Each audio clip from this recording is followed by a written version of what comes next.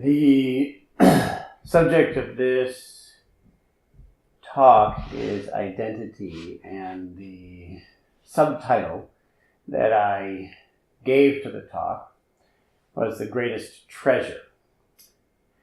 In giving this talk, I'll talk about a few different traditions. And I should say up front that the word treasure in this case is referring to the Western conception of a treasure. Treasure being something that's hard to store up and that we cling to, that we protect. In the same way that you might say a dragon has its hoard. Yes? Yes. A dragon has its treasure that it hoards, holds on to, protects. I have to say that I'm not sure how dragons got their hoards. They steal them. But how is my question. They steal them, but how? Do they carry them through the air, coin by coin, to their cave? It's hard to imagine. But I think that's because I come primarily from an Eastern tradition. And in the Eastern tradition, the dragon is a very special magical creature who gives life with the rain rather than takes it with fire. But Europeans have tended to, again and again, and in particular those in the Christian tradition have tended again and again to turn the beautiful spirits and symbols of other traditions into something demonic, to demonize. And so we have these mean dragons. Even the word demon actually used to be a very positive term. A demon was your muse, your guardian angel, who gives you your creativity and helps you to fulfill your purpose in life. But we turn that into something bad. So the same thing happened to dragons. But dragons in the East have just one jewel, and they play with that jewel. They don't hoard it. They actually use it to provide. They use its magic to provide for others. And when I say treasure, I don't really mean that. I mean this thing that's hard to store up, very valuable, which we then cling to, hold on to, and protect. So rather than the sense of a ratna in Sanskrit, a treasure in that way, I more mean a treasure in our sense of it, something that you get, maybe even steal, possess, hold on to.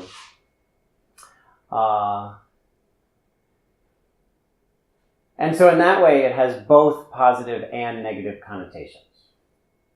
I mean something both very, very positive and something very, very problematic. Any of you heard of Epictetus? Wow. Greek philosopher? Yes, a very important Greek philosopher. From what school? It'll take some time to remember. Yes. Yeah.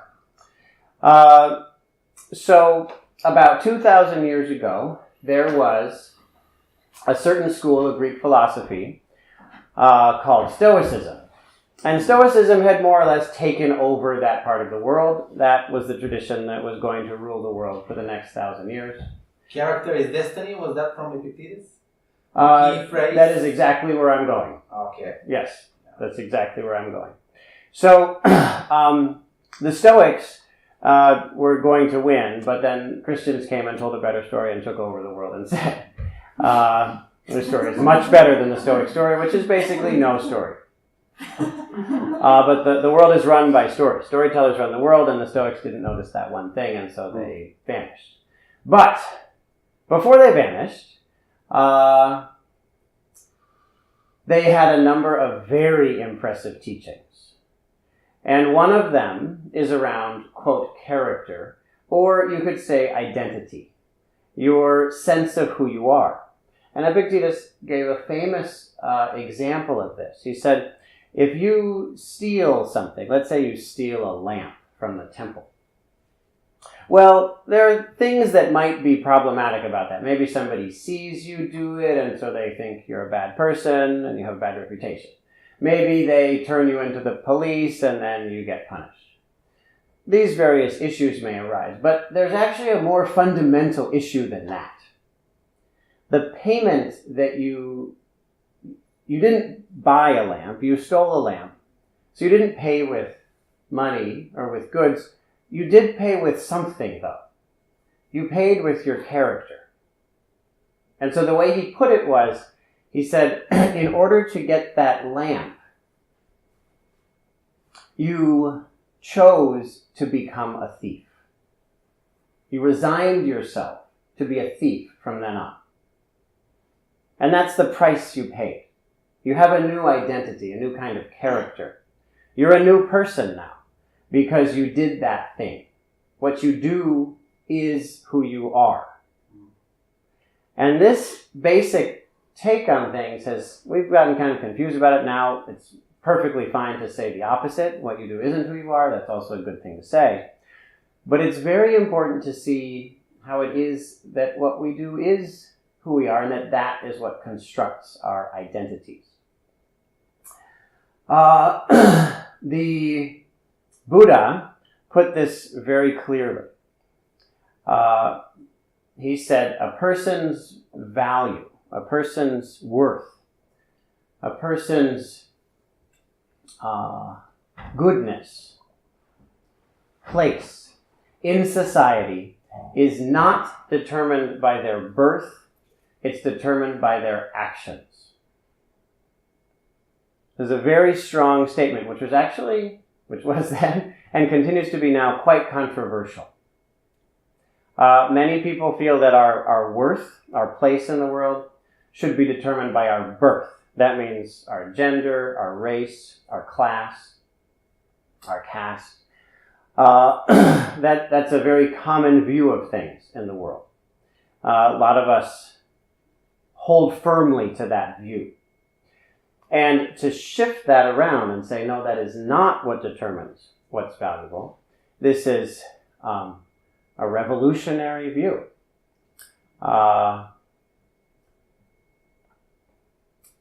We see here, but we see elsewhere as well, the traditions that want to place, to know how valuable we are according to the aspects of our identity that have nothing to do with our choices.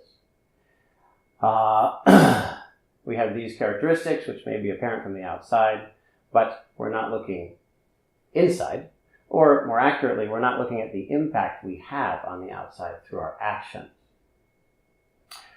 A good portion of the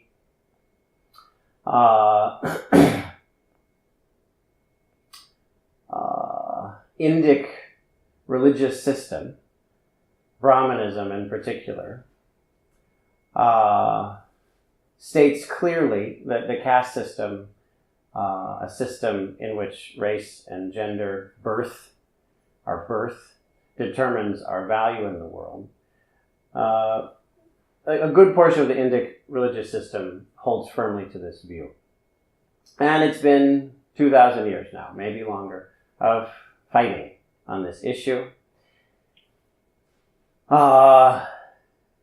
And I, several years ago, without knowing much about it, caring a great deal about it, but knowing very little about it, I was asked to go work in India on these issues with a person who got to know me, named Bodhidhamma Banteji. He got to know me in Japan, and he thought perhaps I could help him a little bit. Now, at the time, I didn't know much about these issues, but at least I knew that I didn't know much about these issues because of a very good friend of mine in college named Tom. And Tom was a black man from Mississippi, and he and I had lots of and he was fantastic. He was my idol in college. I should say. I got there as a freshman. He was a senior, and he had taken over the school. He owned that place. Some of you know stories about him. I'm not going to go into the stuff he did, other than beating me up. But he was fantastic. And I saw him and I knew, that's what I want to be. When I'm a senior, I want to own this place like he owns it now. And I actually succeeded. So he was a real inspiration to me. He really made me realize, you can just take over. Oh, well then, I'm up for that. So anyway, we had conversations about all sorts of stuff, including race. And I had a lot of very good ideas about it because I'd read lots of articles and I'd thought about it for several hours, I think. And so I had lots of clever things to tell him about these issues, these big issues, important issues. And he's a very calm man. Very, very calm. And after one of my soliloquies, my monologues, he really lectures, actually, in his room. He was sitting on his bed, and I was on this chair next to the door, sitting there nodding. And he said, Teal, that's a name I grew up with, Teal, I don't mind when people are ignorant. I don't mind that because it's just, you didn't have a chance to learn. You didn't learn. Nobody taught you. It's not your fault. You're just ignorant. I don't mind that. And I don't mind when people are arrogant. I'm arrogant. A lot of people I respect are arrogant. But when a person is both ignorant and arrogant, that I cannot stand. Do you understand what I'm saying? And I said, yeah. He said, good. In that case, get out of my room. And this is a friend of mine. I mean, this wasn't just somebody I've met recently. We were friends. I thought we were friends. And it hurts more when it's a friend. If it's just somebody, then they just say, and they have their opinion. Say, you can have your opinion.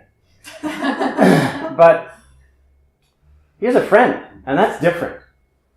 And so it hurt. And I was so shocked, I actually didn't move. And he waited, very calm. The guy's so calm. And so I just sat there, waiting. And he said, you okay? And I said, yeah. And he said, good. Then get out of my room. And so I did. I got out of his room. And it took a while to process that encounter. We eventually made up, became friends again, with appropriate, I think, humility on my part. And so when Bodhidharma Bhanteji asked me to come and help with these things, I at least had a sense that I may not know how to help with these things. But I said, I'll do what you tell me to do. I mean, you kick me around. And again, many of you heard stories about him, and if there's anything he did well, if there's anything he did with me, and anything he did well with me, is kick me around. He was very heartless with me, which is exactly the right thing to do. It was precisely the correct approach. And I did my best to help. And what I was basically doing was attempting to support him and in his two primary projects. One was to create a social movement in India to overcome the injustice of the caste system by making use of the Buddha Dharma of Buddhism to fight against Hinduism, to fight against Brahmanism in particular, and various caste injustices supported by texts such as the Manusmriti and the Bhagavad Gita, and replace that with this simple message that your value is determined by what you do, not your birth, not the characteristics of your birth, but on the contrary. And birth in this case has a larger meaning than just birth, but jati is a very meaningful word in that tradition. So your birth. But instead we need to pay attention to how we behave, how we treat each other.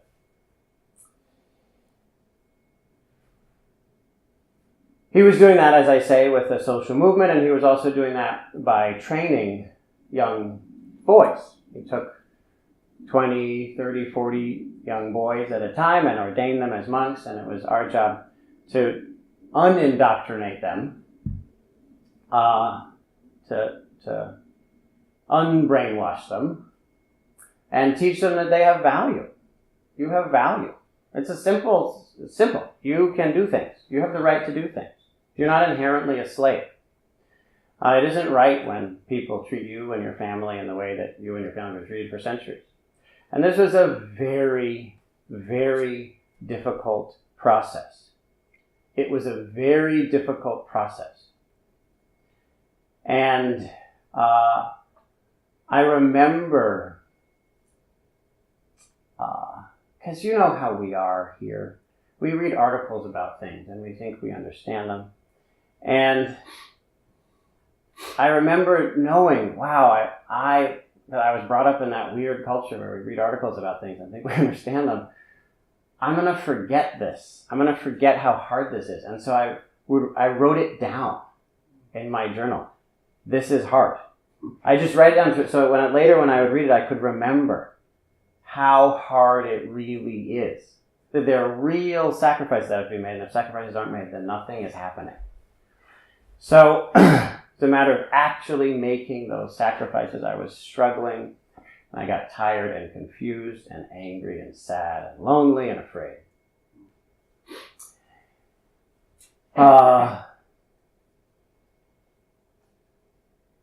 And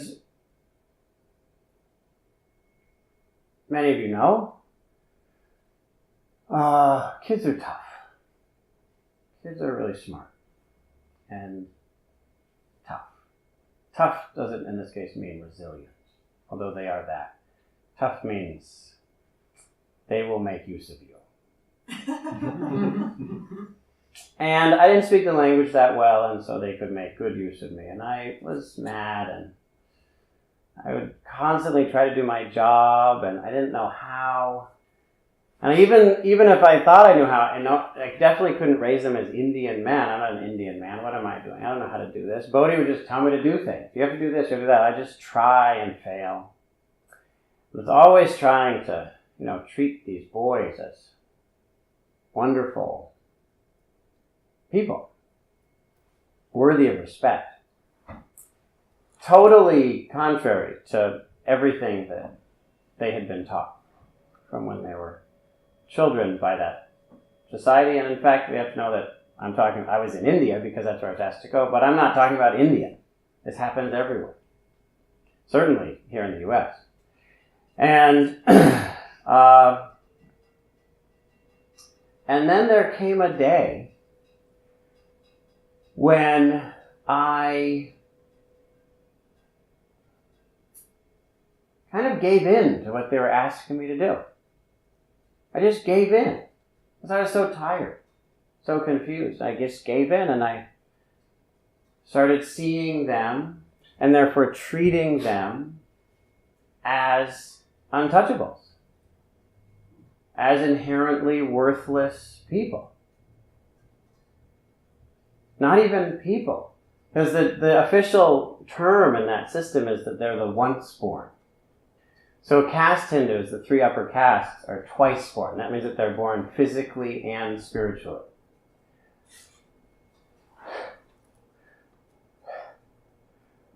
But, as I say, the official doctrine for 2,000 years has been that the Dalits, as we as we say now, the term now, are born once, physically. Just a body. There's no spiritual birth there.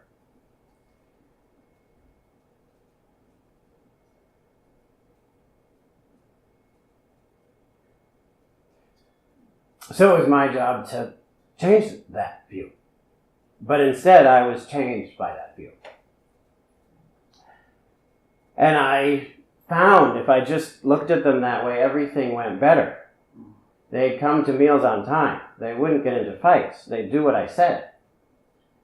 Everything was easier. They were happier. I was happier. The whole thing went more smoothly. All I had to do was just go along with the way of the world.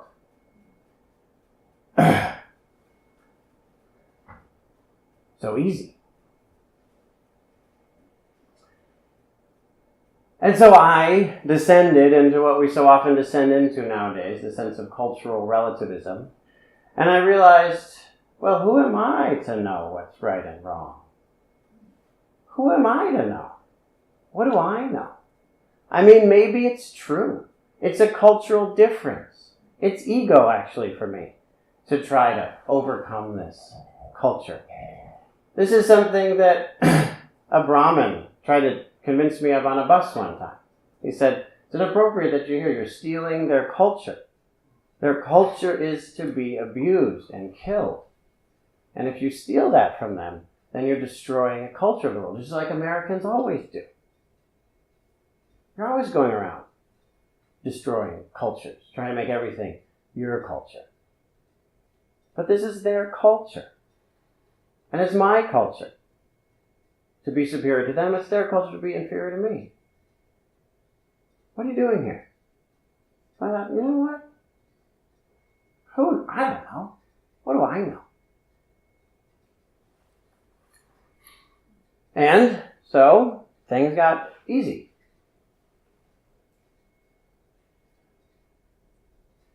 And so I called my parents sometimes. I was there, I called home, I was talking to my father. And I told him about my major breakthrough of humility and understanding. And now I treat these boys like they're worthless and everything's going better. It's fantastic.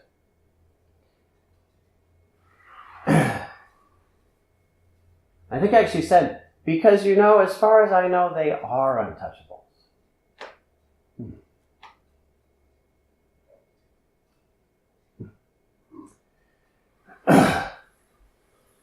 And he does a good job. Some of you have met the guy. Does a good job. And he said,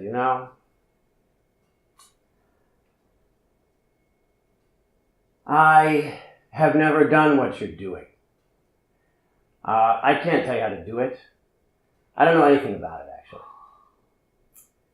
I don't know how to do it well. I don't know if you're doing it well. I certainly can't give you advice on how to do it better. But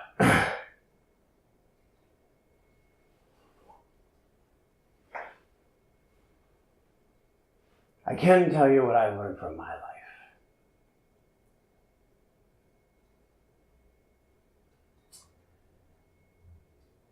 And what I've learned from my life is this. Don't become what you hate.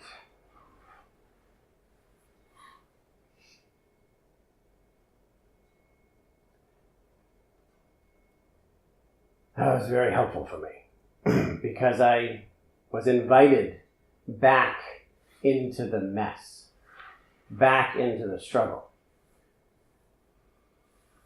And Tom, whenever he signs anything, how most of us sign cheers or peace or something at the end of an email, he always signs it, yours in struggle, Tom.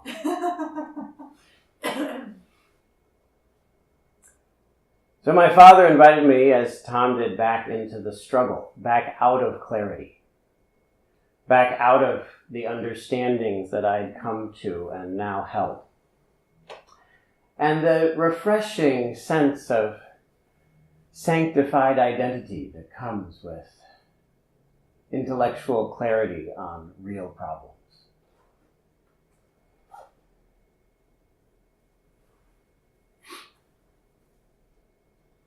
So I bring this up because we are all creating our identities through our actions. Our actions mean how we think, how we speak, and how we behave. Through those actions, we create ourselves. Every thought we have creates who we are. There are no exceptions. Every time that we intentionally think something, every time that we participate in a thought, we are creating that identity. Every time we say something, we're creating that identity. Every time we do something, we're creating that identity.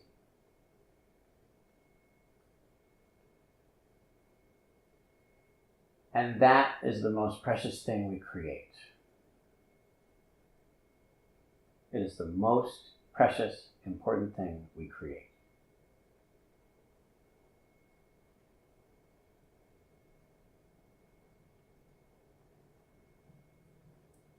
I was talking to someone today about young people. And she was telling me that a lot of young folks, she has some kids, and a lot of young people nowadays are in a state of despair because they're hearing from a lot of different angles, from all political parties, from all sorts of different people, that we just really messed up. We messed up the whole world. And we don't have much longer. The whole thing's going to collapse soon. Now, what do you say to someone who's heard that? The problem is, I don't think you can really tell them that that's wrong. It might not be. You can't tell them that that isn't going to happen because it might. We're in pretty bad shape on a lot of fronts. But at the same time, we don't know what's going to happen. You can't have it both ways, right? You can't say we don't know what's going to happen and also say that we know what's going to happen. We don't know if that's going to happen. We don't know if it isn't going to happen. We don't know what's going to happen. That we don't know. That's the thing we don't know. The part we don't know is what's going to happen. And actually, if you want a technical definition of the future, it's just what you don't know. Seriously. You think that there's time, but actually that isn't how it works technically. Technically, there's just what you know and what you don't know. And what you don't know is in the future. That's it. If you shift your orientation to basing your mind on what you don't know, rather than how most human beings base our minds on what we do know, then your actual experience of time reverses. And you literally experience time as going in the opposite direction for most people. Just for your information. If you base your mind on what you do know, then it seems that time goes towards the future, what we call the future. But if you base your mind on what you don't know, then it literally feels, you literally experience each moment as time passing into the thing that people call the past. You find yourself traveling in that direction. So time actually passes in the opposite direction of what most people believe. But enough philosophy for now. What we have here, what is the most important thing, which is at the line between known and unknown, that place of absolute power is in what we're doing right now. What we know is fixed. It's over. You can't change the past, as people say. What we don't know is just inaccessible. We don't know about it. But there is one place where we have power. And that's in the present moment. How? Through our actions. Through what we do right now.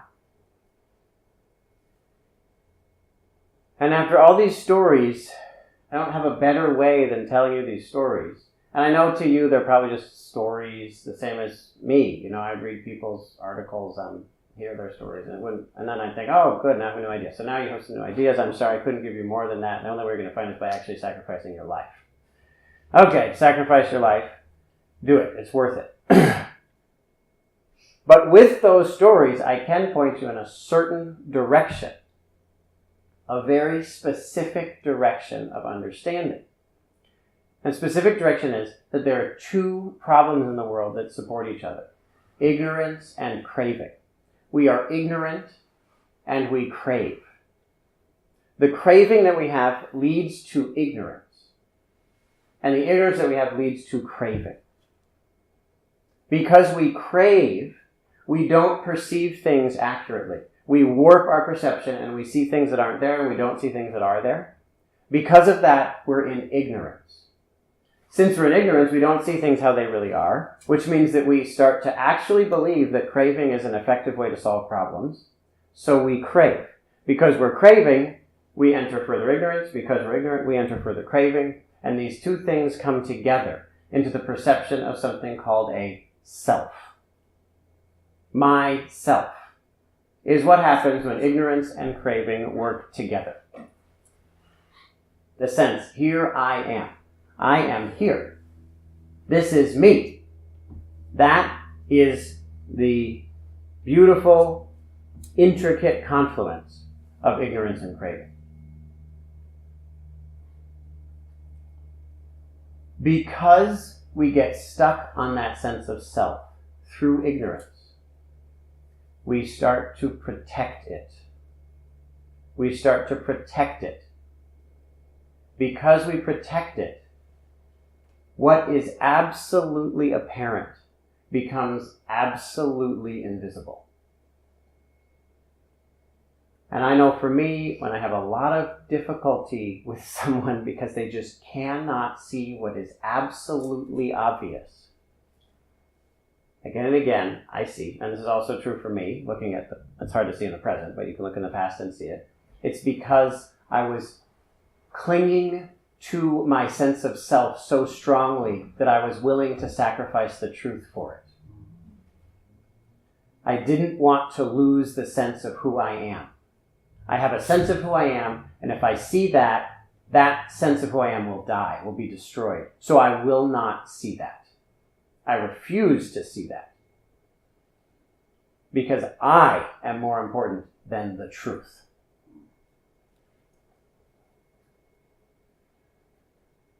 Therefore, we can look at this identity both as a great treasure. It's the thing that we create in order to do good in the world. It's the thing that we create in order to walk the spiritual path. But it's also the thing that we stole, the thing that we protect, that we're willing to kill in order to defend. And it's something that we must be able to escape from. We must be able to lose that sense of self so that we can directly know that there's a joy that doesn't depend on myself, that doesn't depend on the sense of who I am, because that enables us then to not be afraid of losing who we are.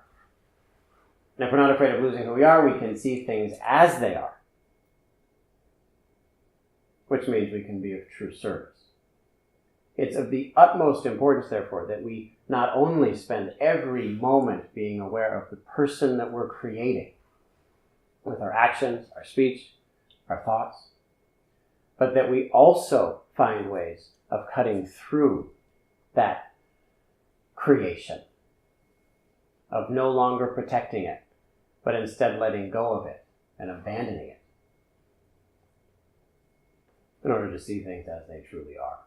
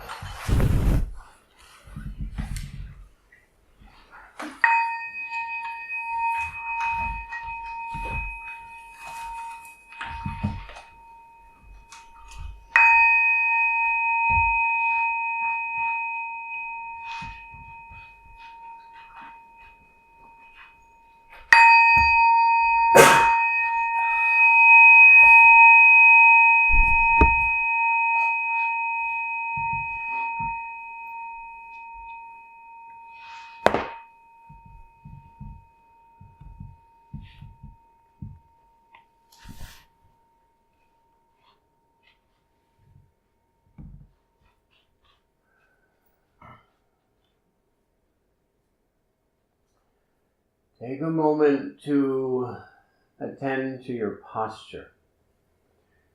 Right now, as we sit, what we're doing in terms of our behavior is simply sitting. We've simplified the very complex behaviors of normal human life down into just one very narrow action, and that is sitting. Be very aware of how you're sitting. Are you sitting in the way that you would sit if you were the wonderful person you aspire to be? Are you sitting in a way that's joyful, peaceful, majestic, calm, alert, upright, proud?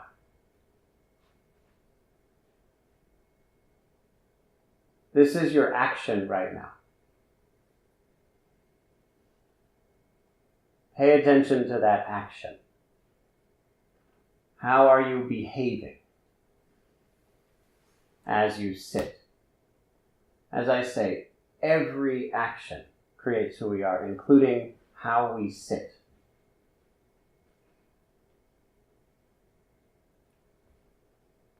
For the benefit of the world, create yourself right now as a magnificent hero.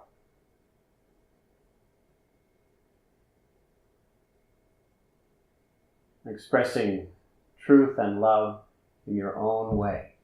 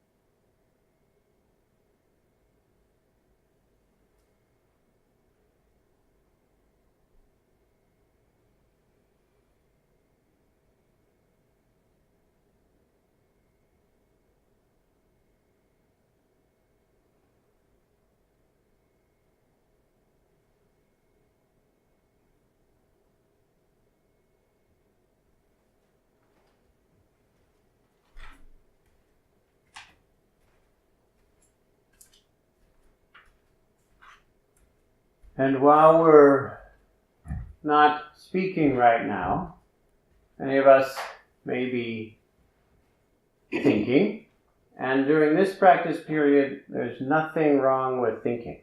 You don't have to, but feel free to think. If you're thinking, then know that every thought you have is creating your character, your identity, yourself. And watch that. The same way that your action of posture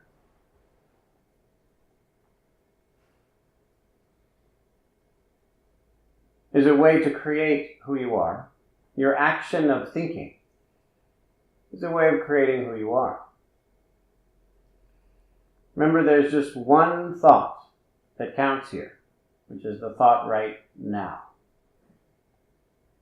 If you just had a negative thought, then of course you can have another, thinking, that was stupid, stop having negative thoughts. Or you could have a positive thought.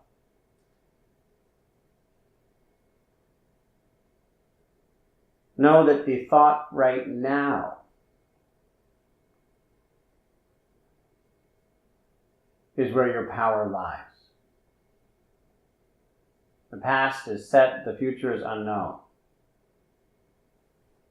This thought right now is where your power lies. This posture right now is where your power lies.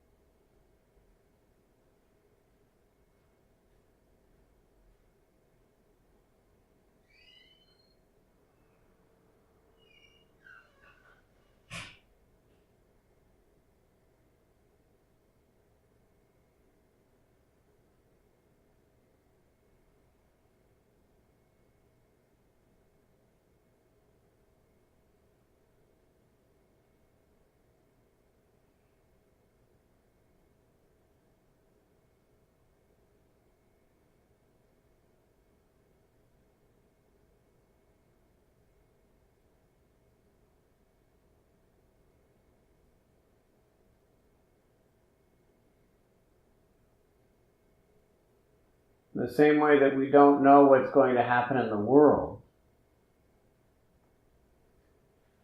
but we do know what we're doing right now. That's where our happiness, our power can be found. We don't know what's going to happen in the coming decades. Don't even know what's going to happen tomorrow. But we can do what is right at this moment. That we know. That's our power. That's where we find happiness. In just the same way, we don't know what's going to happen in our minds in 10 years, even tomorrow, even in the next moment, but we can use our power right now.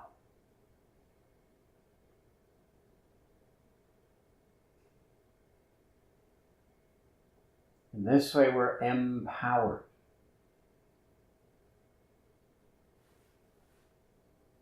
And let us as adults lead the young people by empowering ourselves right now.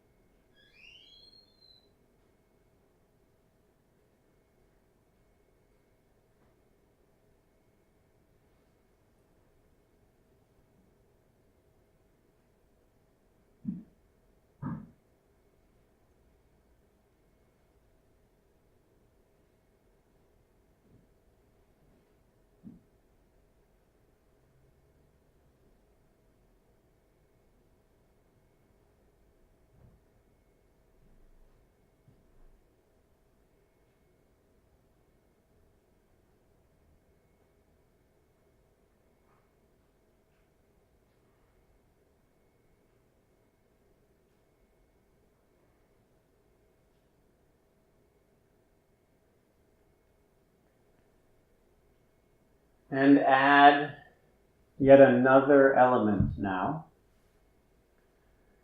The further element of your breath.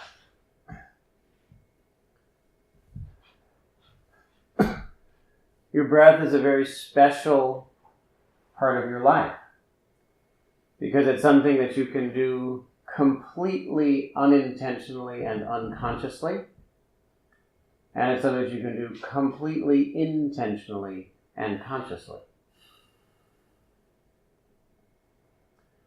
For now, engage in it with intention, breathing in the way that you most want to breathe, the way that you would breathe if you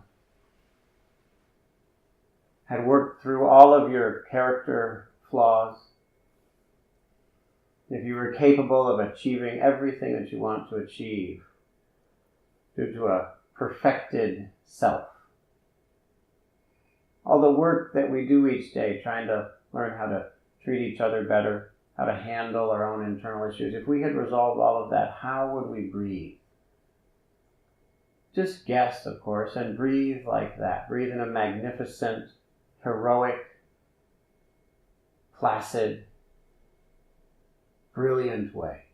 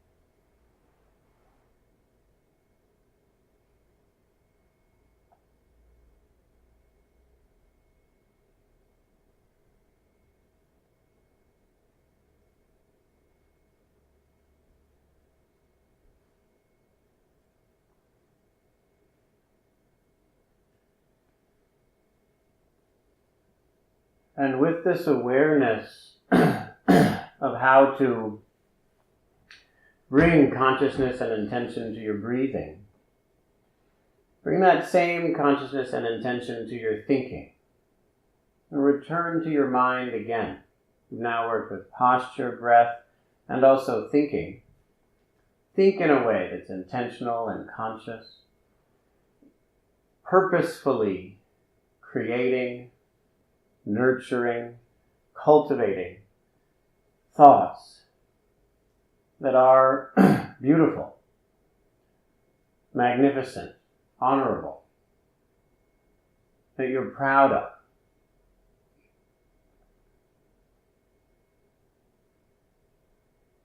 That give you an increasingly mature, an increasingly peaceful, increasingly happy, increasingly compassionate self.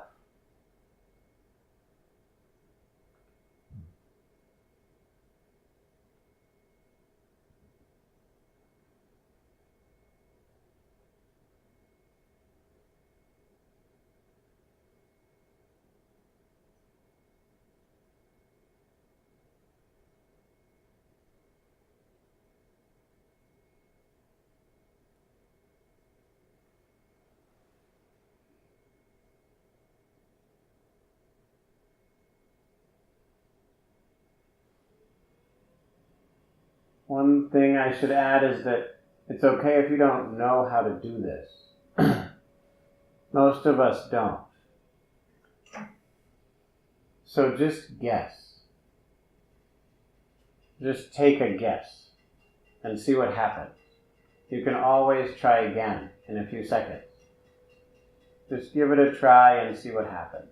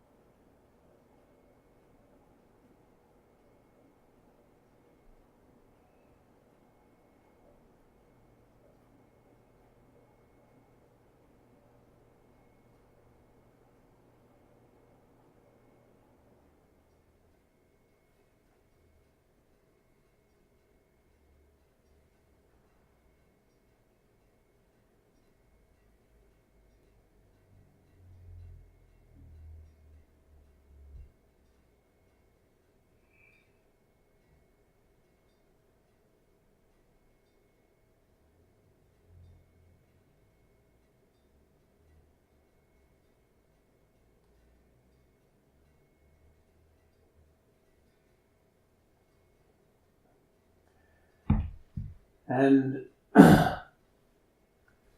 you have the opportunity to expand this focus space one more time. In a moment, I'll ring the bell, and you'll have the opportunity for a few minutes to move around if you'd like. Continue with this exercise. Moving around is a kind of action. Move around as if you're a saint, an angel, a god, a bodhisattva. How would you move if you had fully resolved, fully transcended all of your personal issues, had fully realized the truth, and had fully learned to function out of compassion? Practice it. If you don't know how, that's fine. Just guess. Just guess. It can be fun. This doesn't have to be an endurance contest. It can be a game. And after a few minutes, I will ring the bell again, and we'll return to practice in stillness.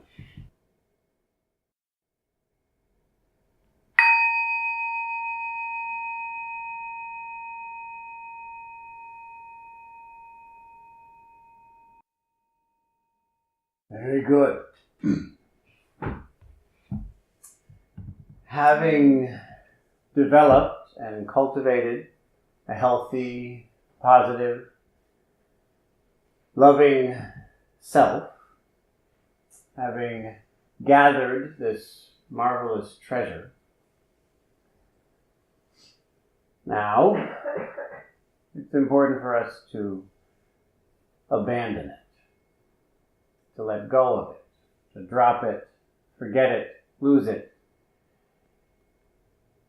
And to do that, we'll use one of many techniques that works to this end.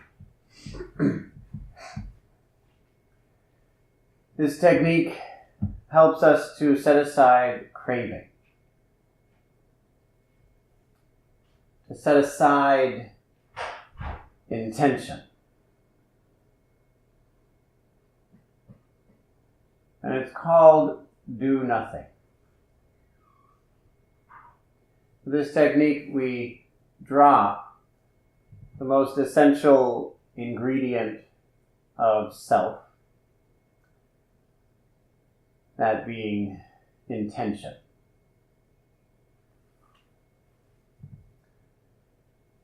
The technique and its instructions are very simple, and what matters is following the instructions. Because even though we call it do nothing, there is a bit of doing in it.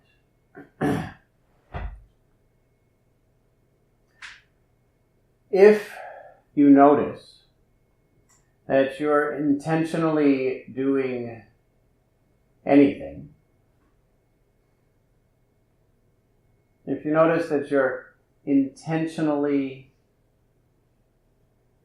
controlling your attention, notice that you're intentionally doing anything at all with your mind, with your awareness, drop that intention.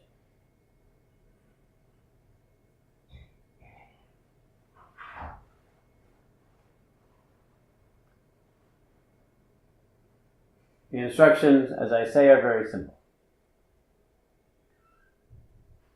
If you notice that you're trying to concentrate, drop the intention to concentrate.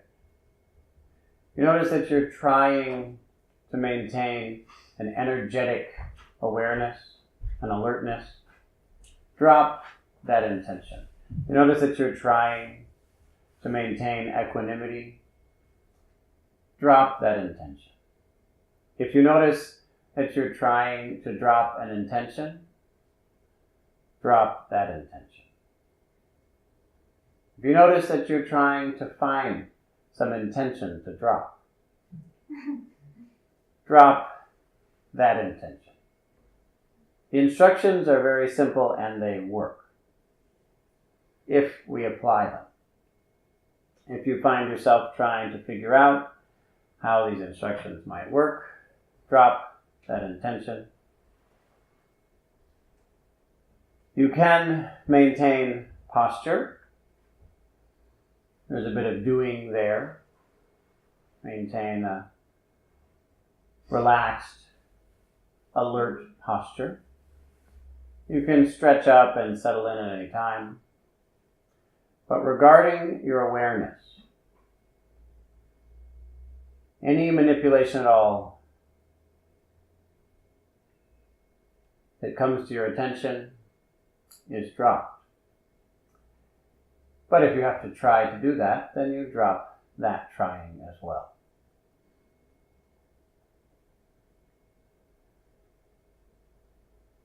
This brings us to truth, because the reason we don't see the truth is that we're manipulating our attention.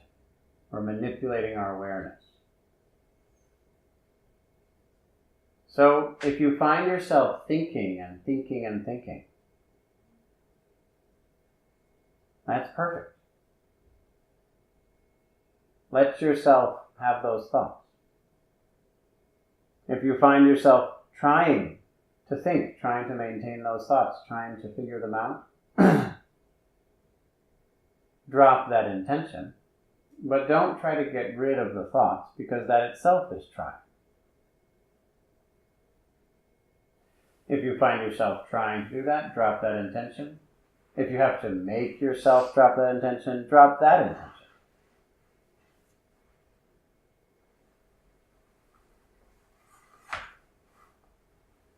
And with this technique, the truth comes to us. We don't go and get it. The truth comes here without seeking.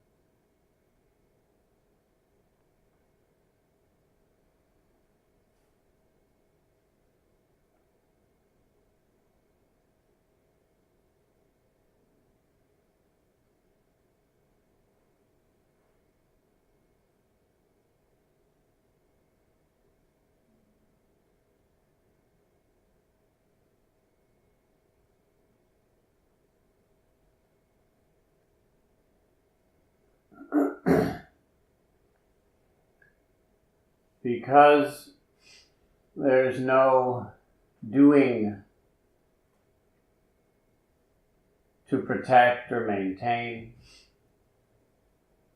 there's no doer to protect or maintain. So there's no reason to avoid the truth.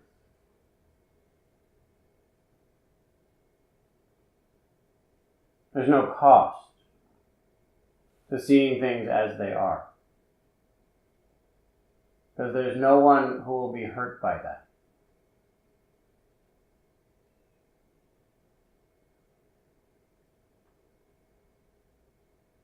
Nonetheless, there is a great mystery.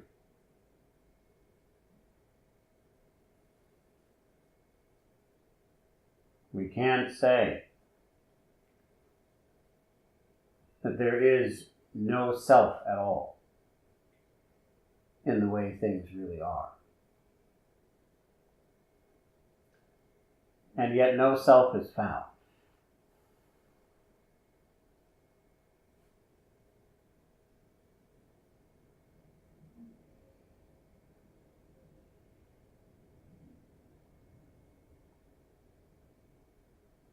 Simply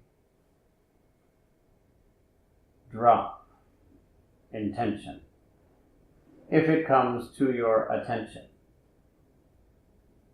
Drop the intention to control your attention if it comes to your attention.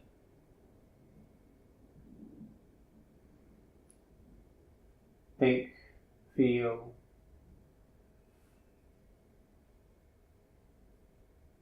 whatever comes up, whatever is thought, whatever is felt. And if you notice that you're trying to do something, drop that intention.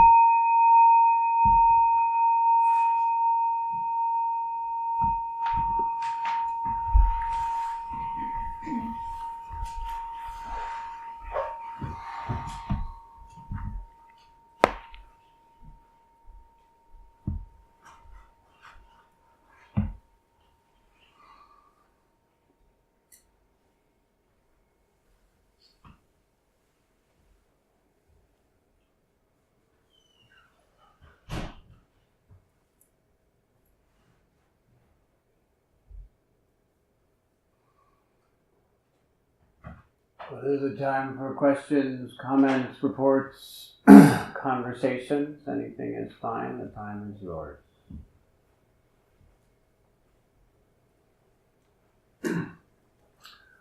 I found that last exercise. What is the relationship between self and intention? Oh, what is the relationship between self and intention? It's a good question.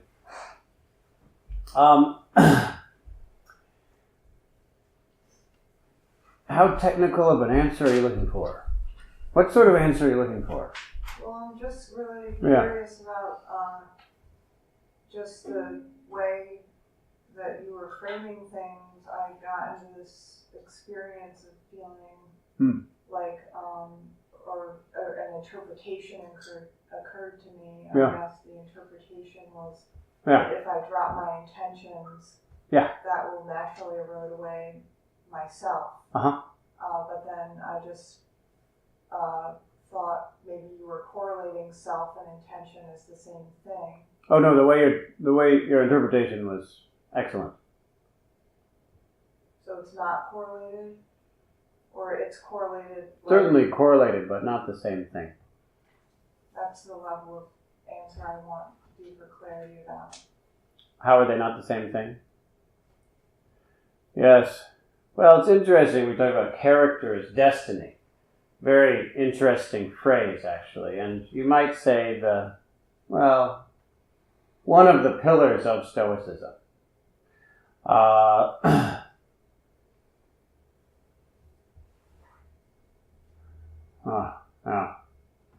Greek philosophy at its finest. Really, it is.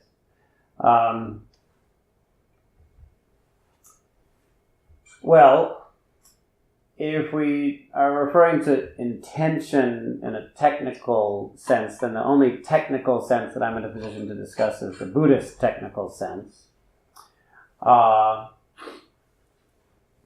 in that sense, we'd say something more like karma is destiny. Yes?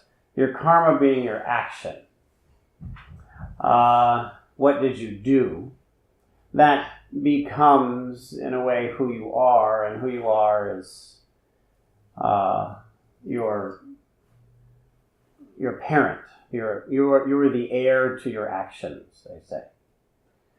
And so in that way, you see the relationship. That your self, your sense of self, is like a child, or like the plant that came out of a seed, right? Or as I believe it's Emerson who said the child is the father of the adult. The child is the father of the man. Yeah, I think he said that, but I tried to change it a little bit. So yes, the child is father of the man. Yes, right. The child. It was Wordsworth. Excellent, thank you. So, so it's a very similar perspective. Our intent is our karma, our action that has consequences. There are consequences of our actions. Those consequences occur in the physical world, of course, which we can see very easily with our physical senses. And they also occur, you could say, ethically, or in terms of shila, or what is, that word is probably best translated actually as character. So our character is the consequence of our karma. It is produced by our karma, and therefore the karmic consequences follow ethically. So those consequences are circumstances. Both are objective circumstances and our way of interpreting our objective circumstance, or a subjective interpretation of our objective circumstance. All of that is determined by our karma. And all of that together, the thoughts we have about things, our bodies, our relationships, our intentions, our internal patterns, what we perceive, how we feel about that, and the awareness of all of that put together is self. The self is the mixture of all that, held together by craving, motivated by ignorance. Does that answer your question? It's a little bit technical. So what impact does the driving of intention have on that self? As you say, it frees it, which you might interpret if you have the sense that the self is a thing, erodes it. Yes? Does that make sense? Yeah. So you could, if from a certain perspective, it seems that you're eroding something. But if you're liberating it, if you're freeing it to abide by its own nature, then you're not really eroding it. You're actually just no longer subjecting it to imprisonment. You know? If you... I've worked in schools quite a bit. And at, say, 2 o'clock, 3 o'clock in the afternoon, they open the doors. Have you ever watched that happen? I've worked in schools a lot too. Yes, and you know what happens, yes? Yeah. You've watched it. The kids go screaming out of, it's like a torrent of childness flying out the door into the playground. And you could say, well, opening the door eroded the class. It's too bad we eroded the class. But if you see that the class was just a production, they're set up for specific reasons. And once those reasons end, deteriorate, then the class can become free. And when it becomes free, it dissolves. In the same way, we have the sense of I am here. A lot of people blame the Buddha for trying to destroy the self. That he shouldn't try to destroy people's selves. But actually, he never taught the destruction of a self in any way. In fact, the teaching of the destruction of self is directly contrary to the teaching of the Buddha. If that which is imprisoned is freed, then it just abides by its nature to be free and to no longer be in prison. And furthermore, you can see that there was no class to begin with other than the one that we created in the school. There was no class. There was no school class, you understand, that inherently existed. We put it together through effort, through laws and the willingness of adults and buses and building brick buildings and such. If you put through all that effort, you then finally get a class. Yes? But that class didn't inherently exist. So when it disbands, you're not destroying something. Yes? If you become attached to that thing and you feel like children should be in the classroom all the time, that's how it should be. Because the class is what matters. The class is the truth. The class is the reality. And it's more important than any of these children. Well, then you will experience, when the doors open and the kids run away, a sense of dread and despair. Because what is true and real has fallen apart, has been destroyed by whoever opened that door. Yes? And so then you can be angry about it. But that is because we're seeing an illusion of a class as an inherently existing entity. It exists because we made it happen. And the making of it happen is the intention. The it is then the self. And that's the relationship between the two. So the dropping of the attention is me being the person who opens the door. Right. Or more, if you want a little more technically accurate in terms of the metaphor, you're the person who is no longer holding the door shut while the children starve to death.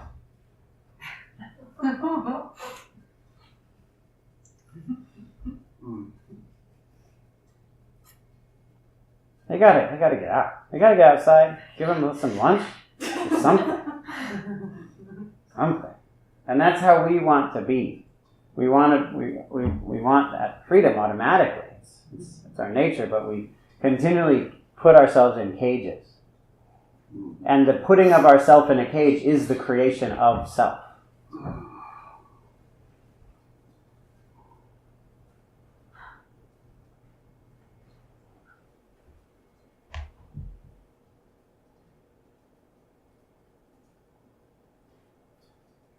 Sorry, but did you want to say something, Tony? Well, would it be the creation of a confined self as opposed to the creation of an unconfined or unlimited or potential self?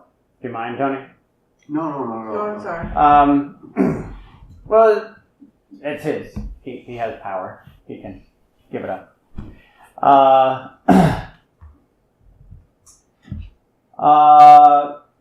The way that we talked about the exercise today, you are creating a kind of divine self to the end of becoming free from all sense of self. And if you want to say that becoming free from all sense of self is the supreme self, you can. You're allowed to say that. No one's going to stop you. But it's important to know that those two should be referring to the same thing. The sense of supreme self and no self should be referring to the same thing. Yes? Okay. So if we don't like the other one, then we might have an issue. The issue might be our own. We don't like the other way of saying it. It's just words. It's just people trying to say something that they experience. And, of course, they may be saying something they experience that isn't fully clear, but that's its own conversation. Does that make sense? To determine that. So what we're trying to do is create a sense of a divine self. We're trying to put... It's the same thing. It's not that I'm saying you should never gather children in classrooms. You can gather them in classrooms, and when you do so, you should do so skillfully. There are a lot of unskillful ways of doing that, and there are a lot of skillful ways of doing that, and sometimes we're skillful in our creation of self, and sometimes we're not. However, at the end of the day, you gotta let the kids go.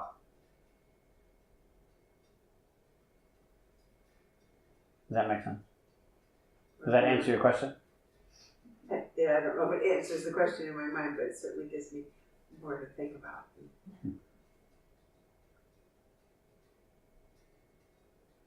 Yes, we have a nice little line of comments. I'm concerned sometimes. I actually feel like sometimes because when I'm talking in a certain direction, whoever spoke first, that the people in this part of the room feel like they're getting more attention. You're not. I'm actually not looking at you at all. I'm looking at the one person. I'm looking at you the same amount as I'm looking at the people over here. So if anyone over here wants to talk, that's fine. But you're the first person with your hand up, I believe.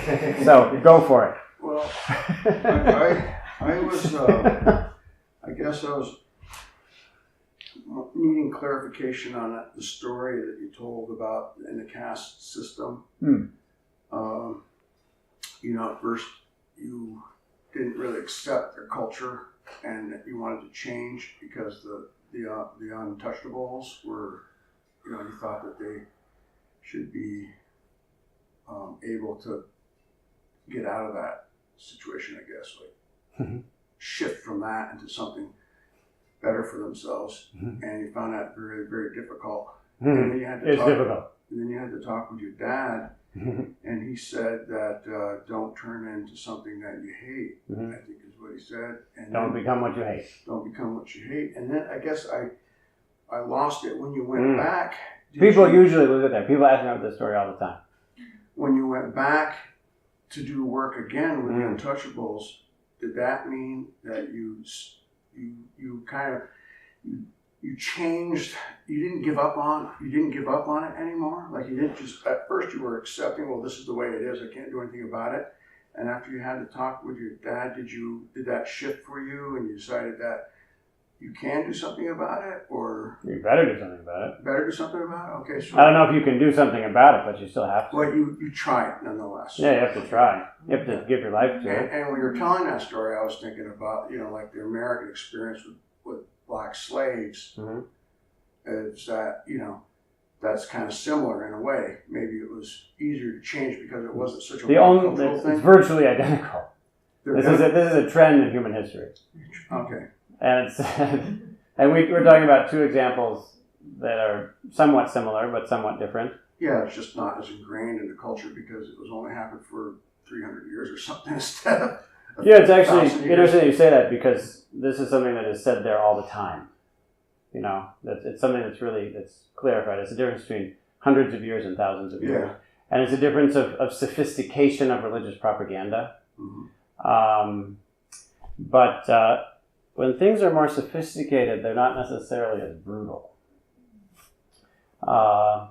And so I'd say that each different situation has its own, kind of evil. Mm-hmm. And so, yes, we have to deal with our own version of the same trend. So where are you going with this? What's the question? I guess I had lost I had lost it that you had, when you went back, that what your attitude was with working with the untouchables. Yeah, so first thing is, you don't have to call people untouchables. And I know it's hard to know what to say. I understand that. But the term is quite an intense term. Mm-hmm. And we don't need to use that term. The chosen term nowadays is Dalit, which I know is confusing because it's Hindi, but, there you are. So,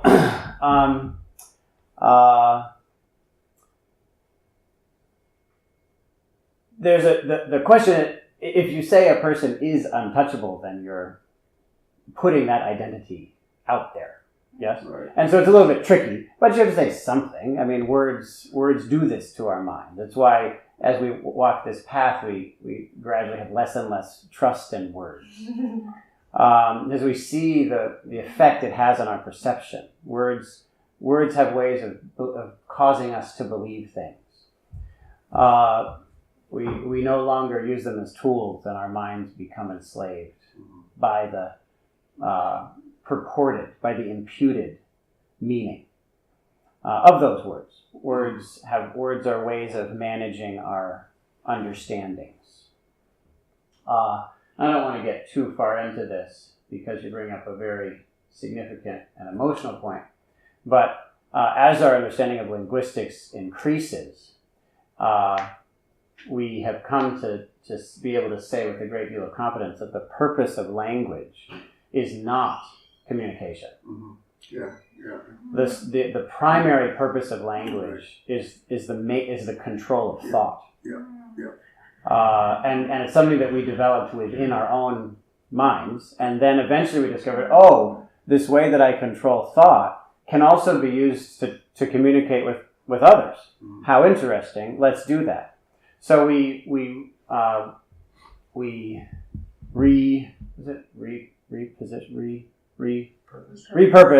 repurposed a language to the end of communication. But really, it's a way of controlling thought. That's basically what language is, a way of managing thought. Of creating a specific landscape of thought that supports certain concepts and not others. That's why it's so impressive. Who was it who said language is oppression? Foucault, right? I believe. Really interesting, modern.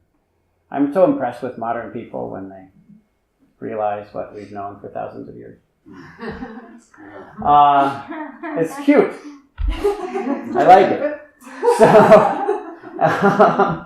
So there's a meaning in the words we use, and we have to be careful about the words we use because language does cause us to see things in certain ways. Of course, it doesn't have total power, but it has some, and we have to be very careful of that. Okay, fine. So I intentionally. That's enough about linguistics for now. Because this other point you bring up is obviously one of the most important and emotional parts of my life. What happened next? And I honestly leave that out on purpose. I think a lot of you've noticed in the way that I tend to teach, I intentionally stop stories before we get to the punchline. Why? Because there's no punchline. There's no end. The story doesn't end. The story didn't end.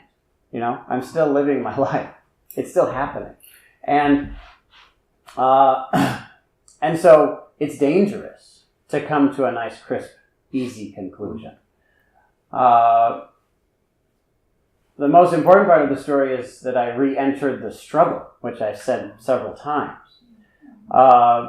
What does that mean? We want a formula. We don't want it to be a mess, but it's a mess. I worked hard for years and literally risked my life. Literally. I mean, I won't tell those stories, but literally, and plenty of people were killed in this struggle. And what did we achieve? Nothing. Let's face it, we didn't change anything. There's still 500 million people enslaved in India and 14 million people who are literally slaves. I mean, they're not just de facto slaves. They are actually slaves.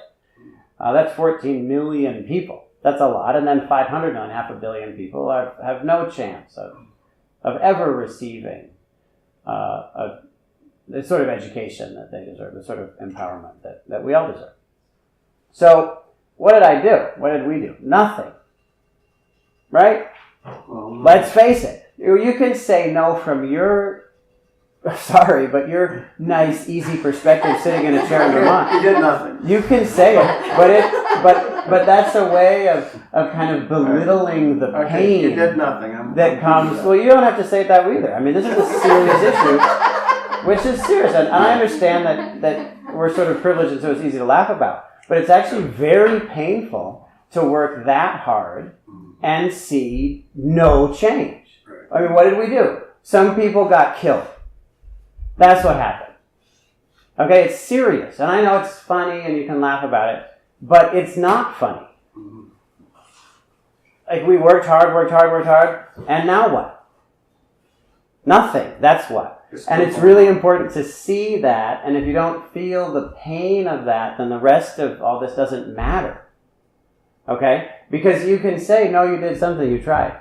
And the only way that it matters that you tried, okay, how do I say this? If there's no experience of struggle and pain in the fact that we didn't achieve anything, then there's no meaning in saying yes, but still it was worth it.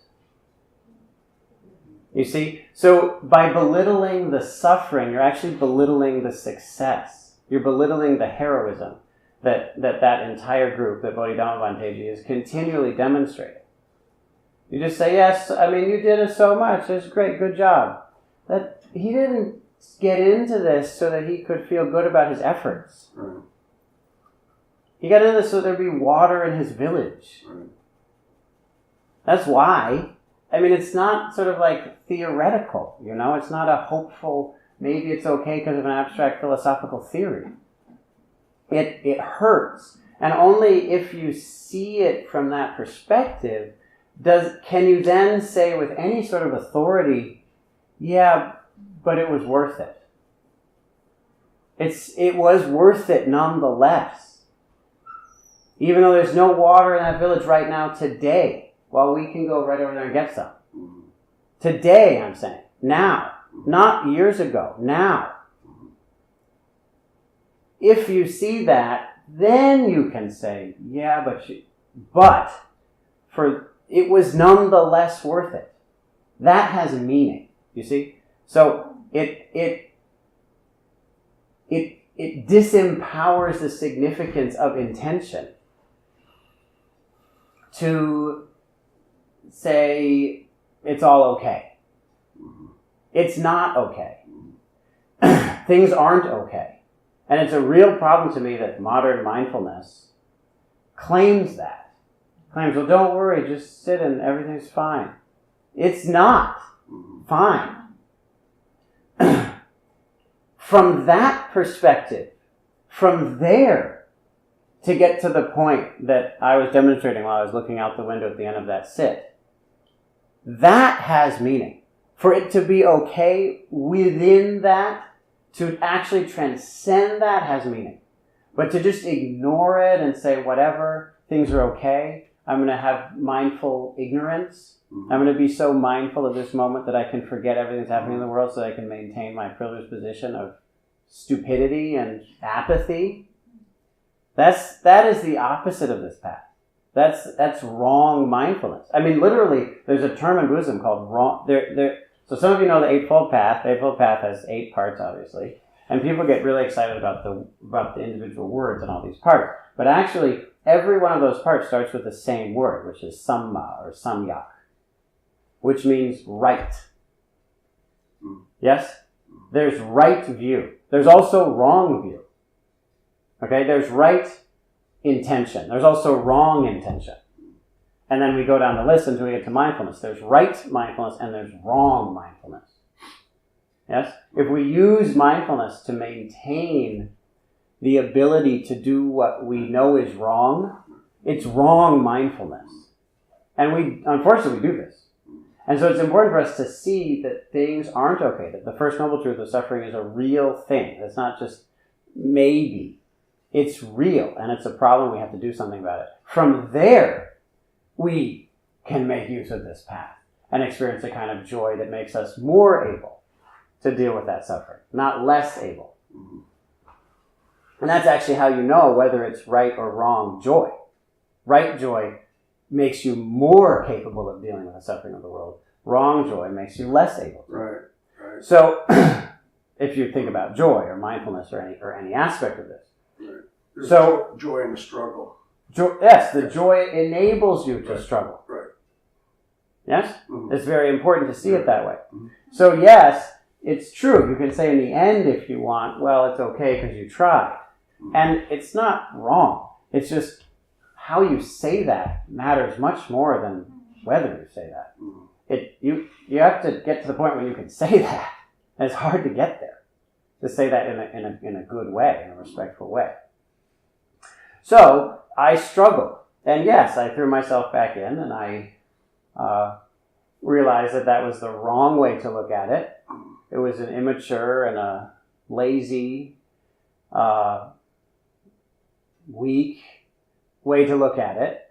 And so I tried to grow up a little bit and I tried to keep on doing my best. And I, did what I could do. And people right now, all of us, are doing what we can do. So good for us, but we should continue to step. Most important thing isn't what view did I have, because that just keeps on changing and growing. The more important thing is, are we changing and growing? And what makes that happen is that we're willing to go into the struggle and enter the mess versus have, as I call it, the sanctified self of a clear intellectual opinion. That's actually far more dangerous. That's, again, just to finish with, since I have 1 minute, to finish with what Tom said. He was really clear that he said, I'm not worried about the KKK or other overtly racist groups. I don't have any problem with those groups. That my dad plays golf with members of the KKK. I don't have any problem with the Ku Klux Klan. Do what you want. Actually, it helps, actually. The danger is you, he said, and he pointed right at me.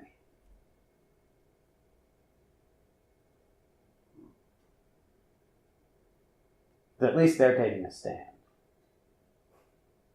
But you're just playing around with opinions.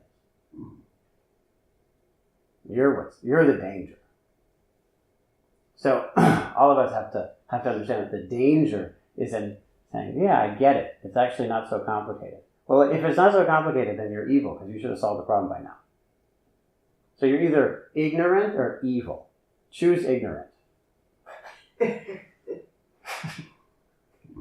Don't know how to do this, and try anyway.